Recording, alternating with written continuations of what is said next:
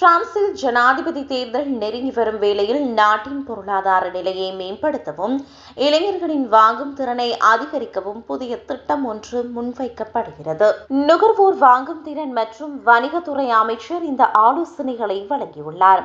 இந்த திட்டத்திற்கு அமைய அதிக ஓய்வூதியம் பெறும் பணக்கார ஓய்வூதியதாரர்களின் மாதாந்த பணிவீக்க உயர்வுக்கான கூடுதல் தொகையை தற்காலிகமாக நிறுத்தி வைக்க யோசனை முன்வைக்கப்பட்டுள்ளது.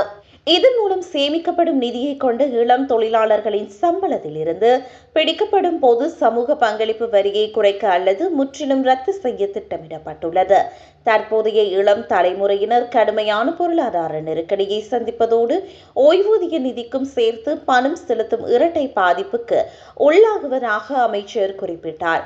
இதனால் தலைமுறைகளுக்கு இடையேயான ஒற்றுமையை வளர்க்க இந்த நடவடிக்கை அவசியம் என்று அவர் வலியுறுத்தியுள்ளார்.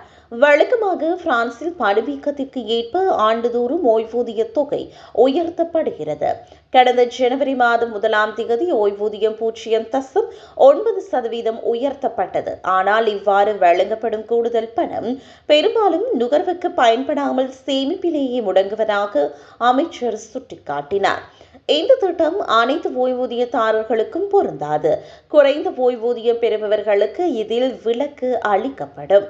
மாதம் 3000 யூரோக்களுக்கும் அதிகமாக ஓய்வூதியம் பெறும் நபர்கள் மட்டுமே இந்த வரியற்ற கூடுதல் உயர்வு நீக்கத்தின் கீழ் கொண்டு வரப்படுவார்கள் என அமைச்சர் குறிப்பிட்டுள்ளார்.